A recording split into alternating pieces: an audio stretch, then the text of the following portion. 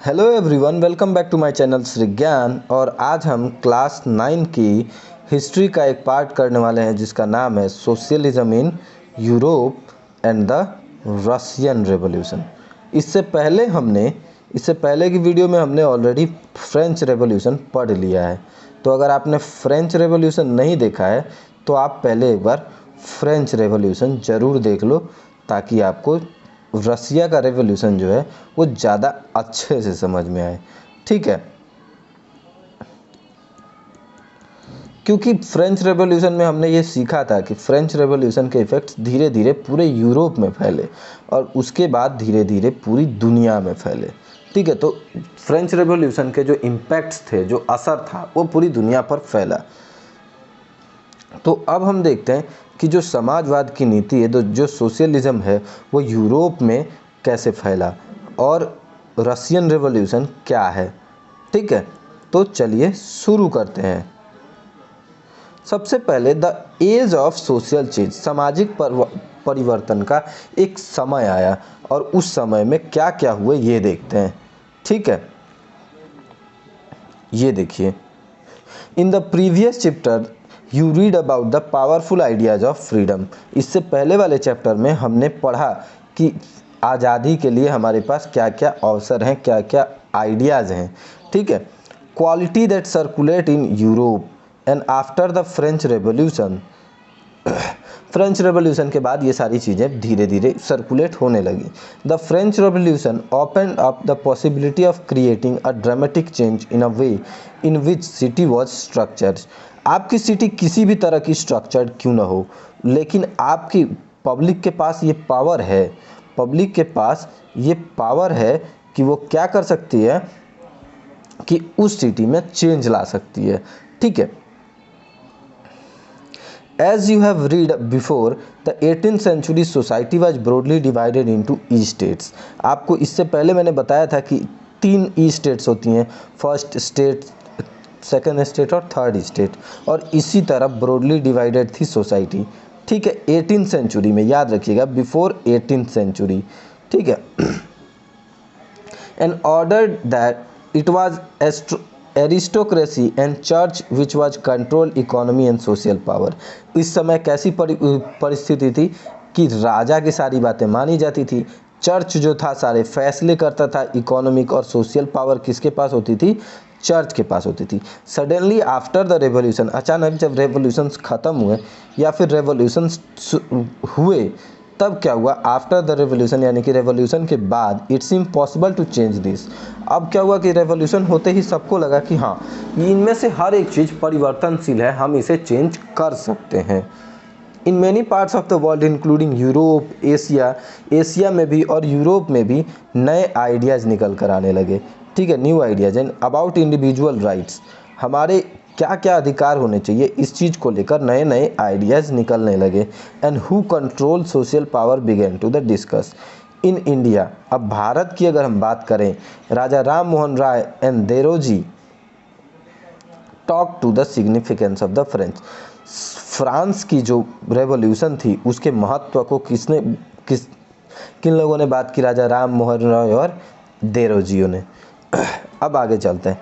Many others debates the idea of powerful revolutionary Europe. The developments in the colony in turns reshape this ideas to society change. और इससे क्या हुआ, जो हमारी पूरी की पूरी सोसाइटी थी ना, वो बदल गई। ठीक है, इसमें अलग अलग तरह के चेंजेस आए, उसने अपना आकार बदल लिया, उसने अपना स्ट्रक्चर बदल लिया। जितनी भी कॉलोनीज थी उन सब में क्या हुआ? डेवलपमेंट स्टार्ट हो गए। तो इसी को हम आज इस चैप्टर में पढ़ने वाले हैं। लेकिन यूरोप में भी हर किसी को बदलाव नहीं चाहिए था। देखो, नॉट एवरीवन इन यूरोप में भी हर कोई नहीं, however wanted a complete transformation, सबको पूरी तरह बदलाव नहीं चाहिए था। Response varied from those who accepted that some changes was necessary. कुछ लोगों को लगता था कि हाँ, कुछ चेंजेस होने चाहिए लेकिन बिल्कुल ही बदलाव नहीं हो जाना चाहिए। Wished for a gradual shift, और ग्रेजुअल शिफ्ट होना शुरू हुआ। To those who want to restructure society radically, जो लोग सोसाइटी को बिल्कुल बदल देना चाहते थे, उन लोगों के साथ भी थोड़ा बहुत चेंज तो होने शुरू हो गए। सम वेयर कंजर्वेटिव्स, कुछ लोगों का कहना था नहीं, जैसी सोसाइटी है वैसी ही ठीक है, ठीक है, ऐसा नहीं होना चाहिए, वैसा नहीं होना चाहिए, ये गलत है, वो गलत है, हम जैसे भी हैं वैसे ही सही हैं। तो ये कंजर्वेटिव टाइप्स के लोग थे। Others were liberals and radicals. हम लिबरल्स और रेडिकल्स के बारे में थोड़ा आगे बात करेंगे कि ये कौन है। What did these terms really mean in context of the time, what separate these trends of politics and what link them together. इन सब चीज़ों का पॉलिटिक्स में क्या रोल रहा, ये क्या है एग्जैक्टली, इनका मतलब क्या है, ये सारी चीज़ें हम आगे धीरे धीरे पढ़ेंगे, ठीक है। तो चलिए शुरू करते हैं। We look briefly at some of the important political traditions of the 19th century. 19th century के जो इम्पॉर्टेंट पॉलिटिकल ट्रेडिशंस थे ना, वो भी हम देखेंगे। And see how they influence changes, और इनकी वजह से चेंजेस कैसे हो रहे हैं वो भी देख लेंगे एक बार, ठीक है। Then we will focus on the historical events in which there was an attempt at a radical transformation of। इसके बाद जो सोसाइटी पर चेंज करने के लिए जो कोशिश की गई है, जो सोसाइटी में रेडिकल ट्रांसफॉर्मेशन ऑफ सोसाइटी, यानी कि बड़ा ज़्यादा चेंज किया गया सोसाइटी में, वो चेंज करने की जो कोशिश है, अटेम्प्ट है, उसके बारे में हम पढ़ेंगे, ठीक है। Through the revolution in Russia, Russia के रिवोल्यूशंस के माध्यम से भी पढ़ेंगे। Socialism became one of the most significant and powerful idea to save society in the 20th century. 20वीं शताब्दी में, 20th सेंचुरी में सबसे इम्पॉर्टेंट क्या हो गया था? सबसे इम्पॉर्टेंट था सोशलिज्म, ठीक है, समाजवाद की नीति। समाजवाद की नीति, तो समाजवाद की नीति क्या है, कैसे आई, ये सब हम आज पढ़ने वाले हैं। चलो एक बार हम ये देख लेते हैं पहले कि ये लिबरल्स कौन है, रेडिकल्स कौन है और कंजर्वेटिव्स कौन है। वैसे कंजर्वेटिव्स के बारे में तो मैंने थोड़ा सा बताया भी था। तो one of the group who look to change society were liberals. जो लोग चाहते थे कि सोसाइटी में चेंज हो, वो लिबरल्स कहलाए। आप इस लाइन को अंडरलाइन कर लो। लिबरल्स के बारे में जब भी पूछा जाएगा तो वो बता देंगे। Liberals wanted a nation which tolerated all reasons. Liberals चाहते थे कि एक ऐसा राष्ट्र बने, एक ऐसा देश बने जो हर तरह के रीजन्स को एक्सेप्ट कर पाए। We should remember that at this time European state usually discriminated.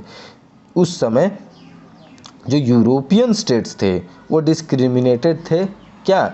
वो सिर्फ एक फेवर में थे, एक रिलीजन के फेवर में थे, एक रिलीजन के फेवर में, ठीक है। और another Britain favour the Church of England. जबकि ब्रिटेन क्या था बेटा? Britain was the favour of church. Austria and Spain favour the Catholic church. Austria और स्पेन किसके चर्च फेवर में था? कैथोलिक चर्च के बारे में। Liberals also oppose the uncontrolled power of dynastic rulers. Liberals जो थे वो इसके खिलाफ भी थे कि किसी राजा को अनकंडीशनली ढेर सारी पावर्स दे दी जाए।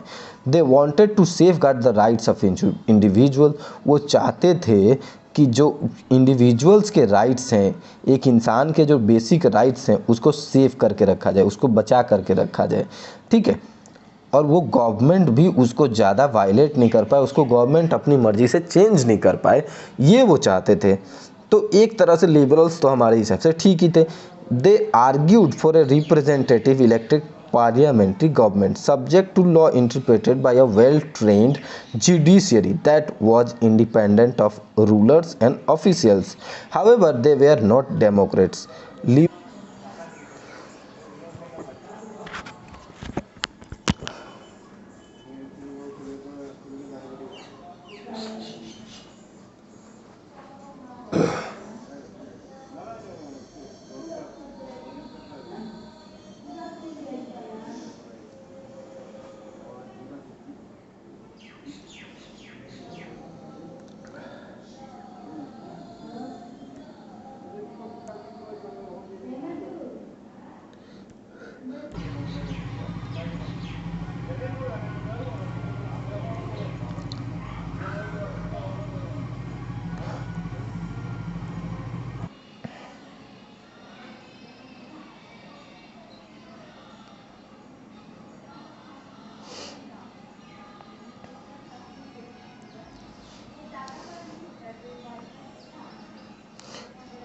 यहाँ तीन तरह के लोग थे। एक तो रेडिकल्स थे, ठीक है, एक कंजर्वेटिव्स थे, एक लिबरल्स थे।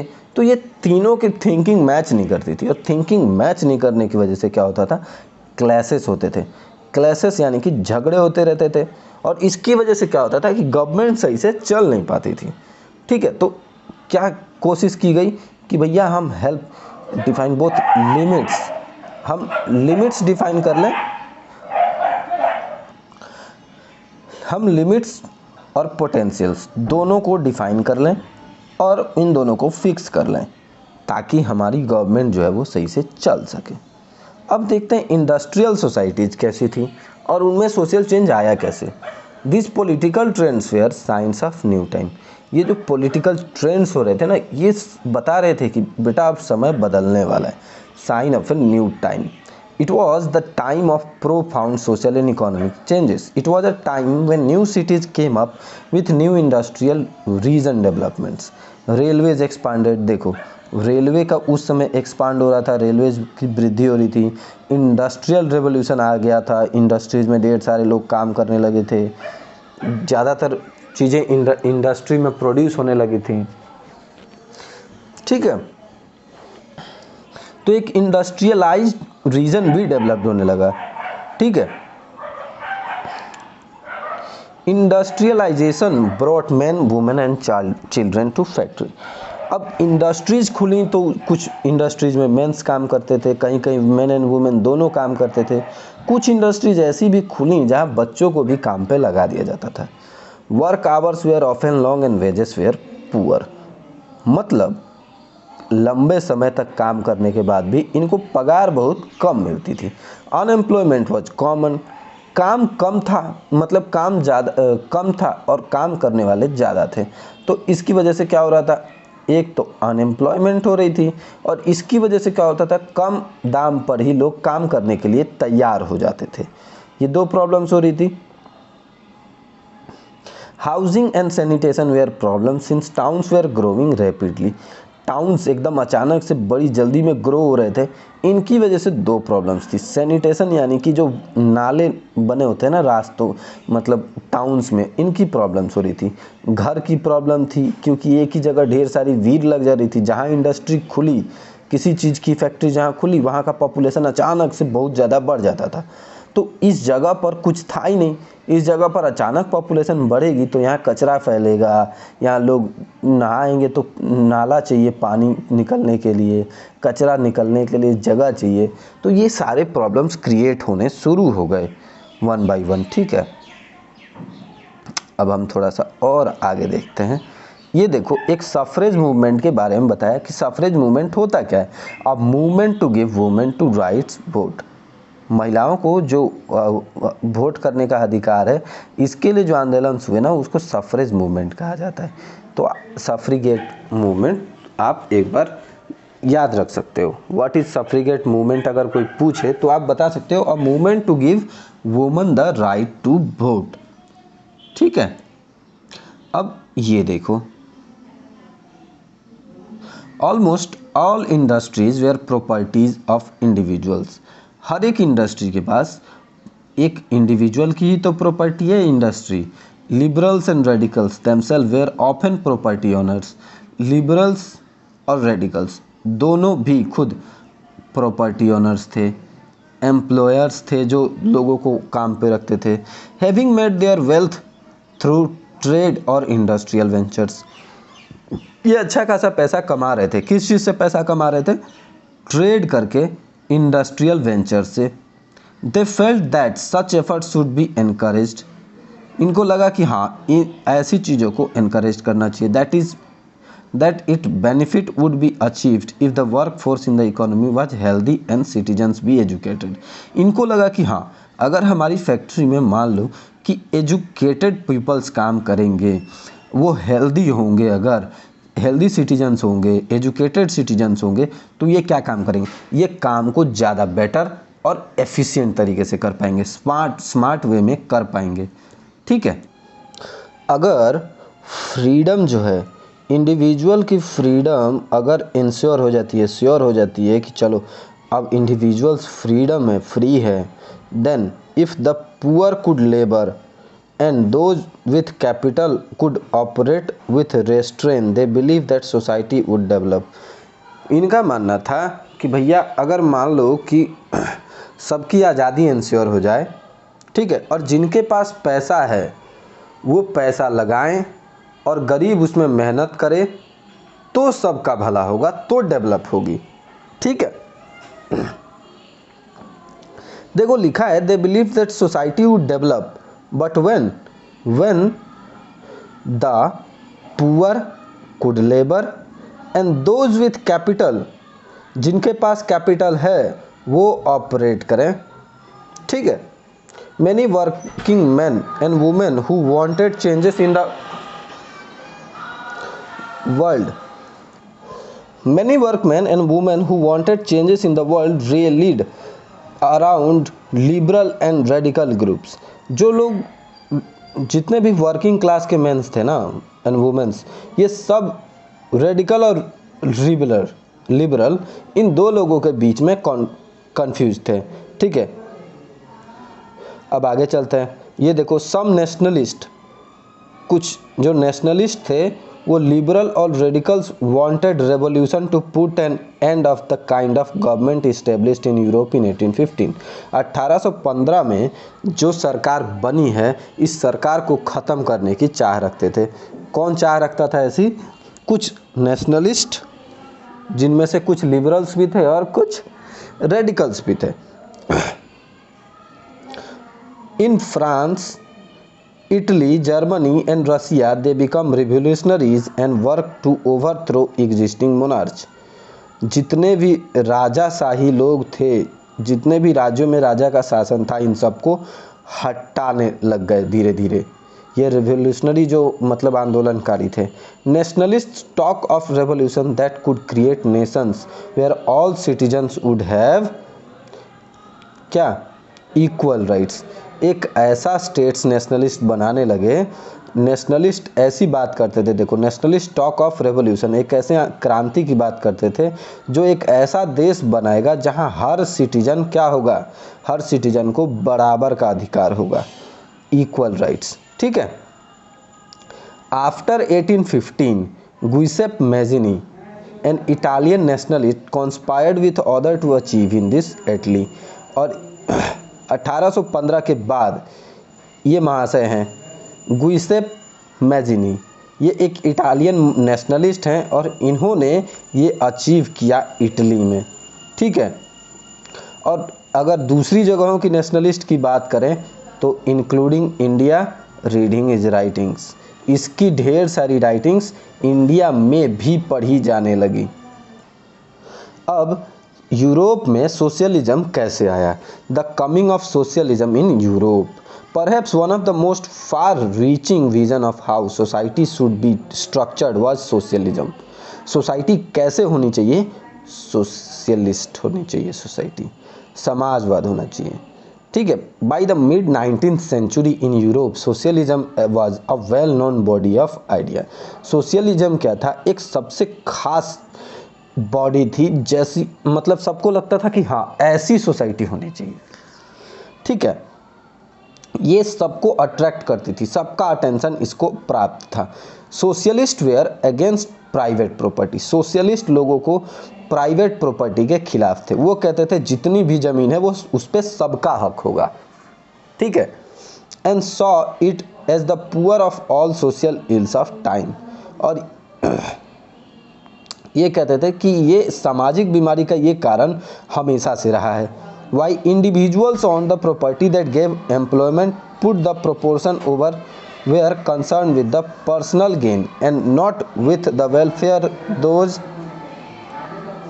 देखो ये तो मान लिया गया कि चलो जिसके पास प्रॉपर्टी है वो अपनी प्रॉपर्टी पे लेबर्स को एम्प्लॉय करेगा, लेकिन वो लेबर्स को एम्प्लॉय अपने प्रॉफिट के लिए करेगा ना भाई साहब, वो पर्सनल गेन के लिए करेगा। देखो पर्सनल गेन के लिए करेगा, ना कि welfare of those who made property productive. वो लेबर्स के हित में काम नहीं करेगा, वो किसके लिए काम करेगा? खुद के फायदे के लिए काम करेगा। So, if society as a whole rather than single individual control property, यानी कि अगर सोसाइटी को छोड़कर एक अकेला आदमी किसी प्रॉपर्टी को होल्ड करता है तो वो ज़्यादा अटेंशन किस चीज़ पे देगा?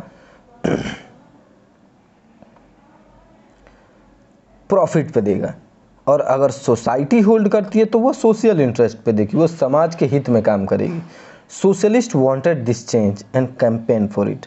इसीलिए सोशलिस्ट लोग जो थे वो इस चीज़ के ऊपर प्रोटेस्ट कर रहे थे, कैंपेन कर रहे थे। तो हम लोगों ने 4 लोगों के बारे में पढ़ा।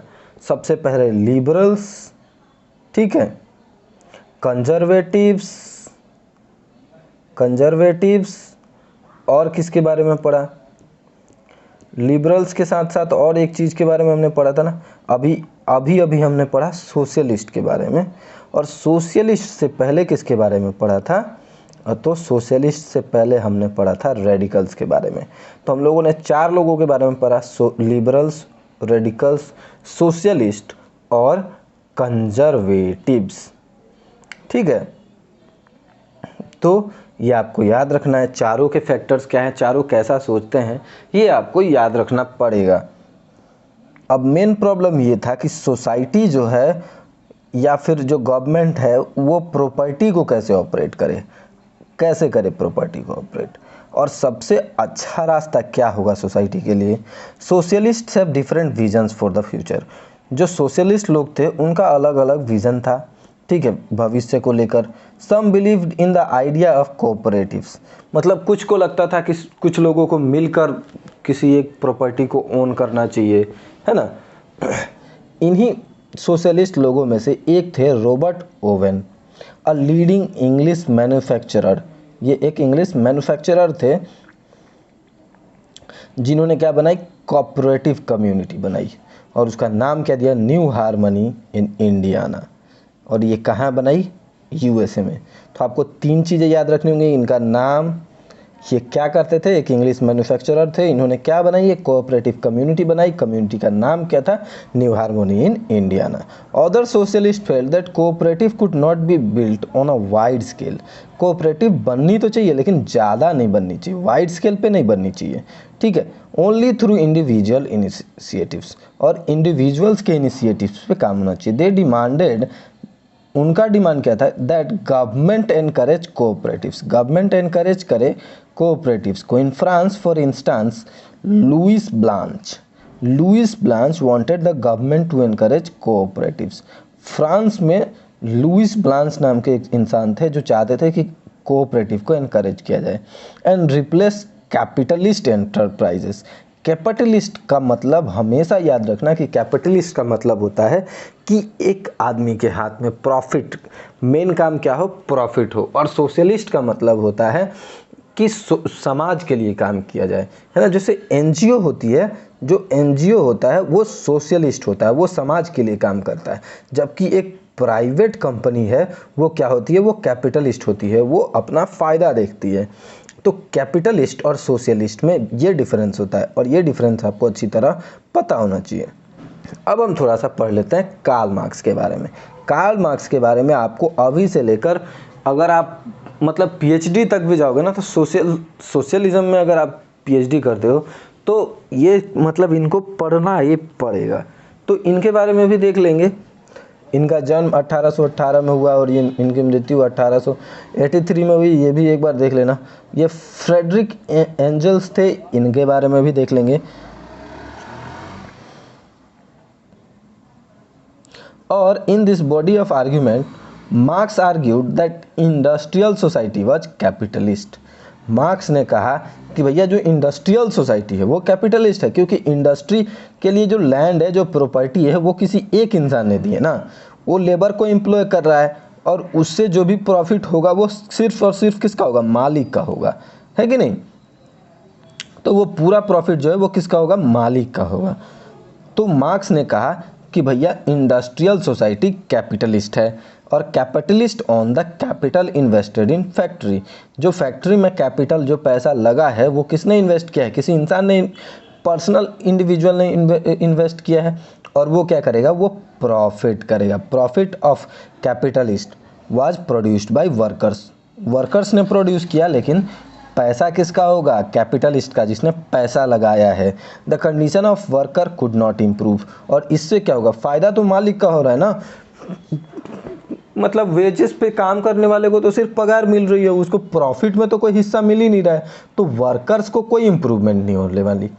ठीक है, कार्ल मार्क्स का कहना है कि भैया वर्कर्स को क्या इंप्रूवमेंट मिलेगी, प्रॉफिट तो सारा मालिक लेके जा रहा है। As long as this profit was accumulated by private capitalist, worker had to overthrown capitalism. अगर भैया आपको ऐसा करना है, वर्कर्स को क्या करना पड़ेगा, कैपिटलिज्म को बाहर फेंकना पड़ेगा। ये देखो, कैपिटलिज्म को ओवरथ्रो करना पड़ेगा, कहाँ, वर्कर्स के द्वारा। ठीक है, अगर आप कैपिटलिज्म से फाइट करना चाहते हो तो आपको कैपिटलिज्म को क्या करना पड़ेगा, बाहर फेंकना पड़ेगा। And the rule of private property, private property जो रूल कर रही है ना, उसको भी हटाना पड़ेगा। अब देखो, कार्ल मार्क्स कहते हैं बिलीव, इनको ऐसा लगता है कि फ्री देमसेल्फ फ्रॉम कैपिटलिस्ट एक्सप्लॉयटेशंस, और इन सबको फ्री कर देना चाहिए। जो कैपिटलिस्ट मजदूरों को जो शोषण कर रहे हैं ना, मजदूरों को कम पैसे पर काम करवा रहे हैं और सारा का सारा फ़ायदा मालिक उठा ले जा रहा है, इस चीज़ से फ्री कर देना चाहिए वर्कर्स को। Worker had to construct a radically socialist society, workers को क्या करना चाहिए, एक सोशलिस्ट सोसाइटी बनानी चाहिए, जो समाज जो भी वो काम करे उसका पूरा प्रॉफिट उन सबको डेडिकेट हो जाए। Where all property was socialist, सारी की सारी प्रॉपर्टी क्या होनी चाहिए, सोशली कंट्रोल होनी चाहिए, उसको गवर्नमेंट कंट्रोल करे, कोई भी प्राइवेट प्रॉपर्टी ही ना हो, आपका घर भी आपका प्राइवेट प्रॉपर्टी ना हो, कुछ भी प्रॉपर्टी, सब कुछ क्या होना चाहिए, गवर्नमेंट ऑन होना। और ऐसी सोसाइटी, कैसी सोसाइटी बनेगी, ये जो सोसाइटी बनेगी, ये सोसाइटी बनेगी कम्युनिस्ट सोसाइटी। कैसी सोसाइटी बनेगी, communist society. He was convinced that worker would Triumph in their conflict with others, उनको लगता था कि भाई वर्कर्स जो है वो कैपिटलिस्ट के साथ उनके ढेर सारे कन्फ्लिक्ट्स चलते रहते हैं, यानी कि मतभेद चलते रहते हैं, एक दूसरे से मैच नहीं करती उनकी थिंकिंग। ठीक है, the communist society was the natural society of the future, और कार्ल मार्क्स कहता था कि भैया कम्युनिस्ट सोसाइटी ही नेचुरल सोसाइटी है फ्यूचर की। ठीक है, आई होप आपको कार्ल मार्क्स के बारे में अगर कुछ पूछे तो आप ये कुछ फैक्ट्स बता सकते हो कि भैया हमें कैपिटलिज्म को बाहर फेंकना पड़ेगा। ठीक है, प्राइवेट प्रॉपर्टी को सारी हटा करके सोशली कंट्रोल प्रॉपर्टी को स्टार्ट करना पड़ेगा, और कम्युनिस्ट सोसाइटी को natural society, future of society, natural society का दर्जा देने की बात कार्ल मार्क्स ने कही है। सपोर्ट ऑफ सोशलिज्म, अब सपोर्ट कौन कौन करता है ये देख लीजिए। ठीक है, तो कार्ल मार्क्स के कौन कौन सपोर्टर हैं, कार्ल मार्क्स के सपोर्टर हैं, यहाँ देखो, by the 1870 socialist idea spread through Europe, पूरा सोशलिस्ट जो आइडिया था कि सब कुछ सोसाइटी का होना चाहिए, गवर्नमेंट का होना चाहिए, वो पूरे यूरोप में फैल गया। To coordinate their effort socialist formed an international body, और ये सब एक दूसरे ने मिलकर एक इंटरनेशनल बॉडी बना ली, सोशलिस्ट लोगों ने मिलकर, और इसका नाम क्या दिया, सेकेंड इंटरनेशनल। इसका नाम क्या दिया, second international. Workers in England Germany began framing associations to fight for better living and working conditions. Germany और इंग्लैंड में जो वर्कर्स काम कर रहे थे उन्होंने भी फाइट करना शुरू कर दिया, किस चीज़ के लिए, कि भैया हमें बेटर कंडीशंस चाहिए, हम जहाँ काम कर रहे हैं वहाँ पंखे हो या फिर एसी हो, एसी तो उस समय नहीं था लेकिन एटलीस्ट पंखे हो, वो जगह साफ़ सुथरी हो, है ना, पहनने के लिए ढंग के कपड़े हो, खाने के लिए बेटर खाना हो, तो बेटर लिविंग और वर्किंग कंडीशंस वो डिमांड करने लगे। They set up funds to help members in times of distress and demand reduction of working hours and right to vote. Workers को भी क्या चाहिए था, राइट टू वोट। उनको क्या सोच रहे थे कि भाई हम जो 10 घंटा काम करते हैं अब हम 10 घंटा काम नहीं करेंगे, 8 घंटा काम करेंगे। जो डिस्ट्रेस था टाइम का कि इतना ज़्यादा काम करना पड़ रहा है, इतना लंबे समय तक काम कर रहा है, इन सब चीज़ों को हेल्प करने के लिए कोई मेंबर को कुछ प्रॉब्लम हो गई तो उन सब के लिए ये क्या कर रहे थे, फंड्स इकट्ठा करते थे, सब मिलकर कुछ पैसा जमा कर लेते थे ताकि अगर किसी को कुछ प्रॉब्लम हो गई तो वो इस पैसे का इस्तेमाल उसकी हेल्प के लिए कर पाएँ।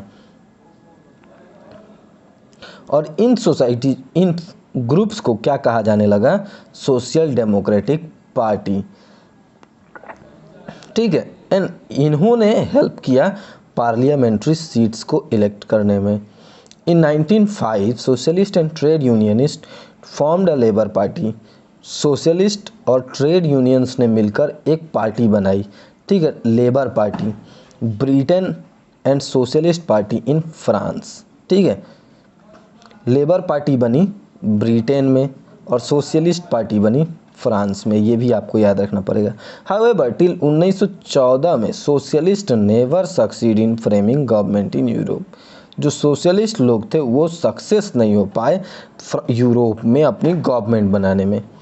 ठीक है, इसके बाद represented by strong figure in parliamentary politics, their idea did shape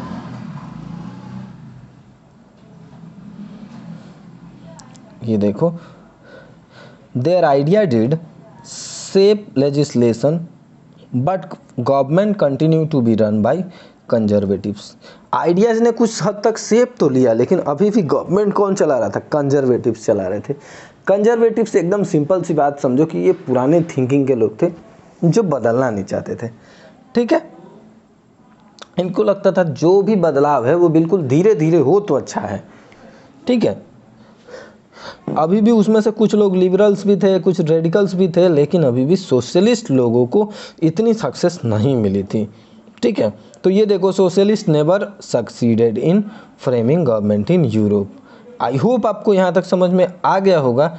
इससे आगे की वीडियोज़ नेक्स्ट पार्ट में आएगी, तब आई होप कि ये सब आपको समझ में आ गया होगा। यहाँ तक आपके कॉन्सेप्ट्स पूरे क्लियर होंगे और इससे आगे के लिए पार्ट 2 का वेट करिए। एज सुन एज पॉसिबल हम पार्ट 2 लेकर आएंगे।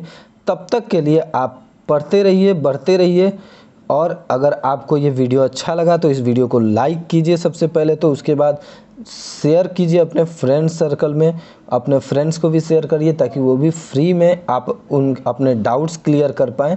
और उसके बाद अगर आपको अच्छा लगता है, अगर आपको यहाँ से कॉन्सेप्ट्स क्लियर हो जाते हैं तो प्लीज़ हमारे चैनल को सब्सक्राइब भी कीजिए और बेल आइकन को बजा दीजिए ताकि आपको जब भी कोई नया चैप्टर अपलोड हो तो आपको सबसे पहले नोटिफिकेशन मिल जाए।